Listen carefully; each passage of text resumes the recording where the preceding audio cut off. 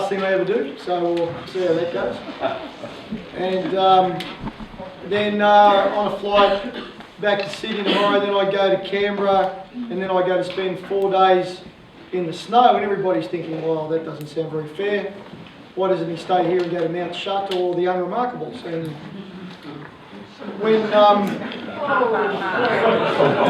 just to see if you're awake. And I'm doing some work with a group of elite skiers on the snow over the next few days. I'm looking forward to that. It's going to be an interesting challenge. Just getting out on the snow with them. I'm not the best skier in the world, but I'm not there to teach them how to ski. I'm on the snow to work with the coaches and help them to be more effective at the way they work with the athletes. And just to challenge the kids a little bit. And was that your iPad? Oh. I'll tell you a funny story about iPads. There's always a story. I'll tell you a funny story about iPads. True story about, we took a team, Australian triathlon team, the World Under 23 Championships. And I got a phone call at 2 a.m. and one of the boys said, because my boys are not that smart, as you know, and one of the boys rings up and says, I think I've broken my foot. And I said, how do you break your foot at 2 a.m? Because I thought he's out breaking curfew. And he said, I dropped my iPad on the foot. And I thought, yeah, good one. And it was true. He was lying in bed, he couldn't sleep, he was a bit stressed out. He was playing on his iPad, he got to go up the toilet, and he dropped it on the end, on the bottom of his foot, and he broke his foot, and he was out of the World Championships because he dropped his iPad on his foot. So that lesson is, don't let them take their electronics to bed. And that really happened. That was a classic. All right, so this next part, this next hour will be a little bit more coachy. I've been told to make it a little bit more coachy. All right, coaches, a couple of things I think will change you and will make a difference. This one particularly is an important concept, is when you're a coach, early on as a coach, you think the secret to success is what you do. You think the secret is all about the content of your training programs. What's the content of your training programs? So parents, there will be some interesting stuff for you too, so but this will be focused coaching for a while. What's that? Drills, skills, volume, intensity, frequency, all those variables, training sets, hard work, all that stuff. It's the content of the work that we write. And when you start out as a coach, you think that's what it's all about. And when you start out in recreational fitness, or if you buy Triathlon or Multisport magazine, which I strongly recommend, right? If you buy a magazine, you buy Muscle and Fitness, and it says these abs will guarantee you to look like this. You guys ever notice just how it changes? So this is you, right? That's you at 20, 25, 26, 30, 35, 40. That's your life, gentlemen. It's really funny too when you know, I got these kids in my swim team and they come in and they got like, you know, 6-pack and 9-pack and 20-pack and they're just looking just so fit, these young guys, and they come in and they look at me and they make a few smart cracks and I say, guys, get on with it, just enjoy it, laugh it up. It won't be that long, you'll be looking at the mirror and I'll be looking back at you. Just get used to it. So, but that's what we do. We write a training session, we write a workout, we come up with a training plan, and we think that that's the secret. This is, if you like, the science of what we do. This is how we manipulate heart rates and power output and intensity and load and all those things. But there's an assumption that we make every time we write a training program. There's an underlying assumption that we make as coaches, which is what? Take it in. Taking it in, yes. I think your lens cap's still on. Just to see if I get you right. Right? What we do is we write the training program with the underlying assumption that the athletes will do the content with the intent with which it was written. That our ability to get athletes to do the work with the intention with which it was written is the art of coaching. It's your ability to touch the hearts and minds of your athletes and inspire them to do the work the way it was intended, and even further, as they progress, for them to grab the workout and make it even more special than you could possibly imagine. That's what coaching is all about. The volume, intensity, frequency, that's just what we sell to the fitness industry. The coaching, the art of being who we are, the art of what we do, is in taking the athletes and saying, do it with the intent with which it was written. There's a great quote from Gandalf, Sir Ian McCallum. And he said, only recently in a magazine I was reading, he was talking about Shakespeare, and he said, your job as an actor is not just to do Shakespeare and deliver Shakespeare. Your job is, by the power of your acting and your capacity to connect with the audience, is to make them feel what Shakespeare wanted them to feel from the words. That's the art of being an actor. And it's the same for us guys. It's the same for us as coaches. It's not the words, because everyone's got the same words these days. It's your art as a coach to inspire change and inspire engagement through the way that you coach. Got to ask you this, one quick parent story like that. My daughter turned 15 today. I said, what do you want me to get in New Zealand for you? What would you like? And normally I'll buy them something duty free on the way home. And she said, I want one of those Lord of the Rings, the one ring to rule them all. She said, I want one of those. And I said, how much is that? 140. Over my dead body, Dot. There's no way that's going to happen. 140 bucks. We're going to America in September. We're saving everything we've got. Your mum and I are living on Maggi 2-minute noodles like we're back in our student days. Just so $20, that's all you can get. See if you can say no to this.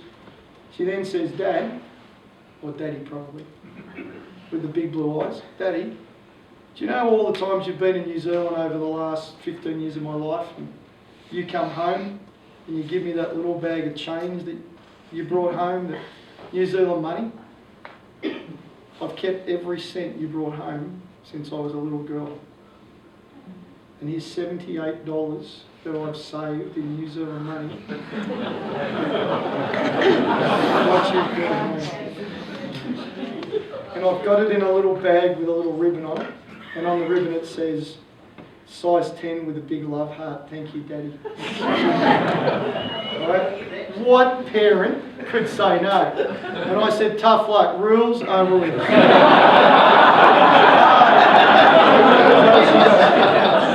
So she got a ring. So I'm saying.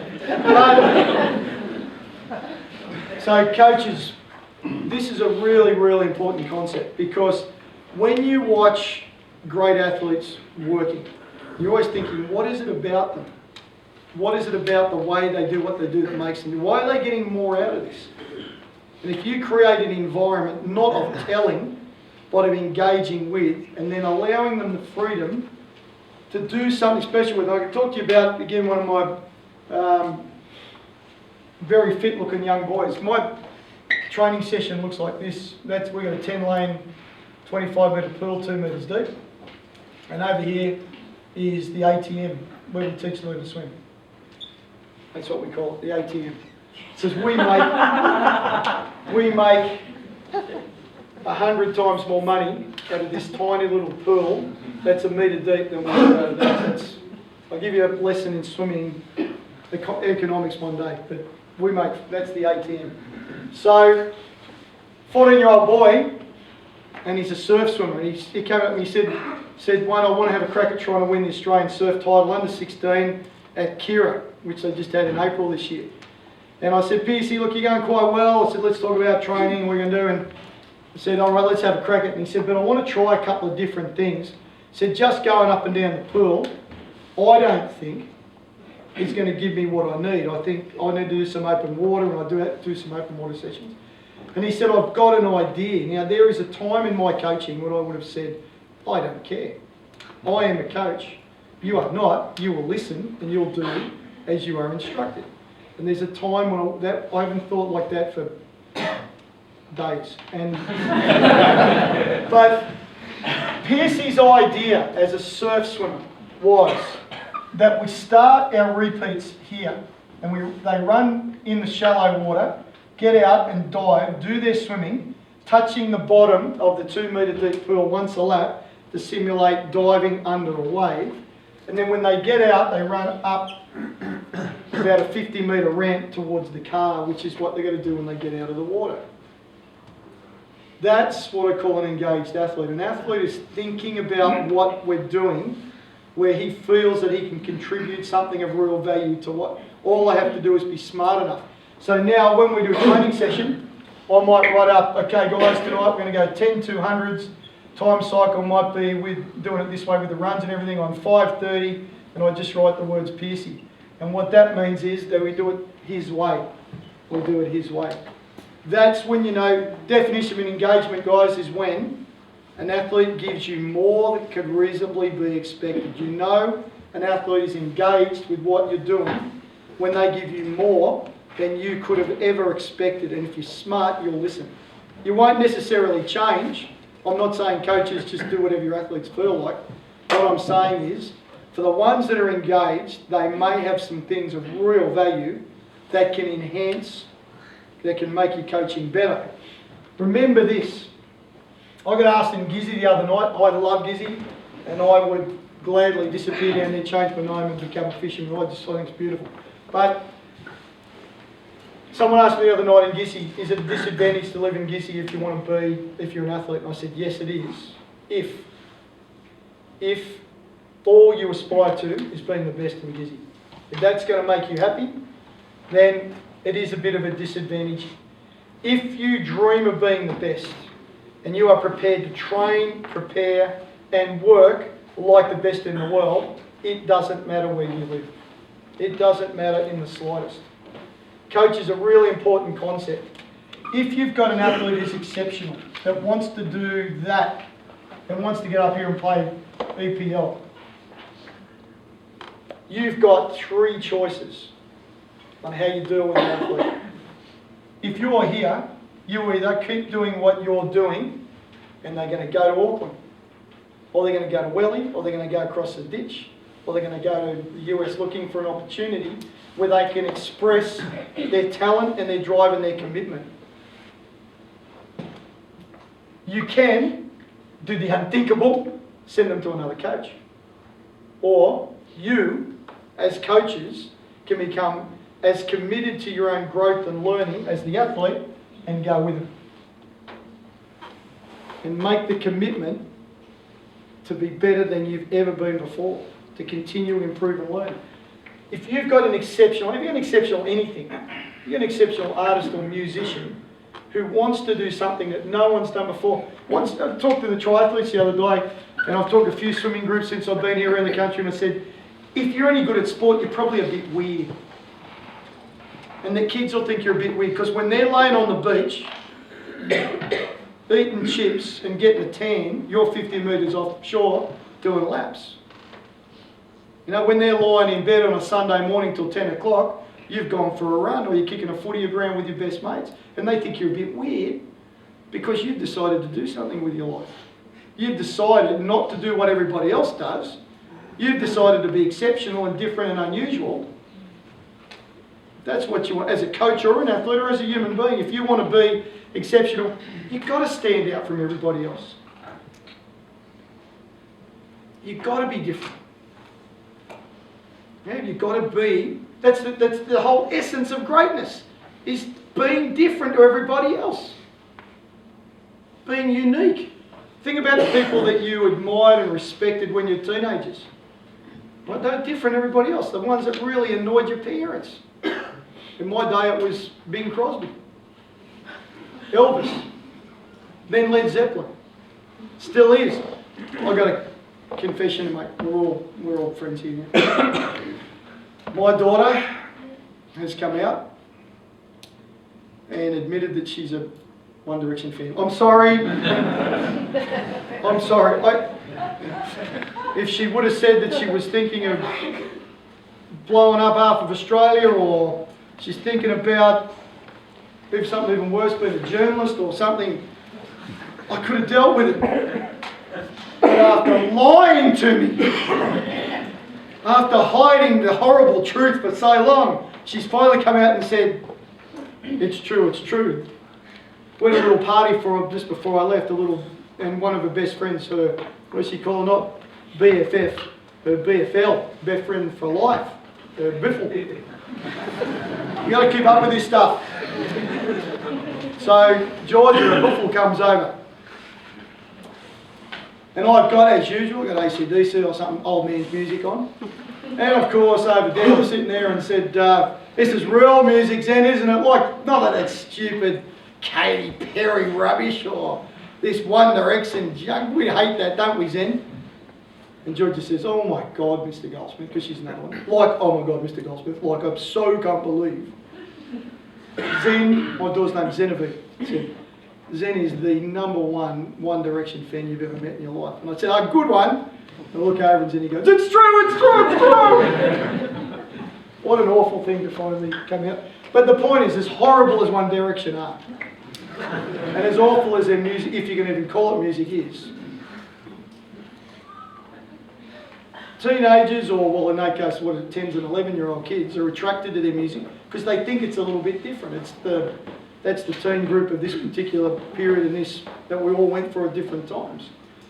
But as terrible as they are, you wouldn't pay anywhere nearly as much for a cover band doing One Direction songs. We don't value and respect and prize copiers. We prize and identify with, and we're drawn to unique spirits. People are doing different things. Picasso was considered a weirdo. So was Mozart. Bill Gates, Steve Jobs said their vision was, when they started out, to have a computer in every home in the world. People thought you were stupid. Computers, big things. And look what they've done to change the world. Visionaries, great people do things differently and do different things. That's the nature of greatness. That's the essence of genius. And if you're a talented athlete or coach, you've got to do things that no one else is doing. If you want to be the best. If you just want to be a good young athlete who grew up in Bay of Plenty and had a good time and hung out with your friends and enjoyed it, that's perfectly fine. But if they make a declaration saying, I'm going to be the best coach, the best athlete that this place has ever seen, and blast my way onto the world scene, you're going to have to be a little bit different to everybody else. And that quite often is what holds people back, is that inability to say, I'm happy to be different, considered to be a bit weird. Most people, guys, prefer, and coaches are the same. Most coaches confuse popularity and performance.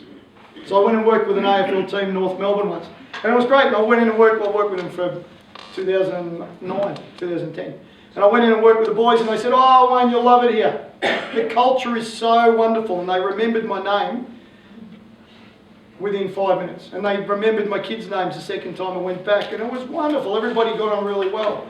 And everybody knew each other, and everyone was buddies, and they didn't win a game. Because when it came to the moments when the coaches got to go, no, it was the beginning of the just period. When the coach said, we're going to do this way, it was negotiation.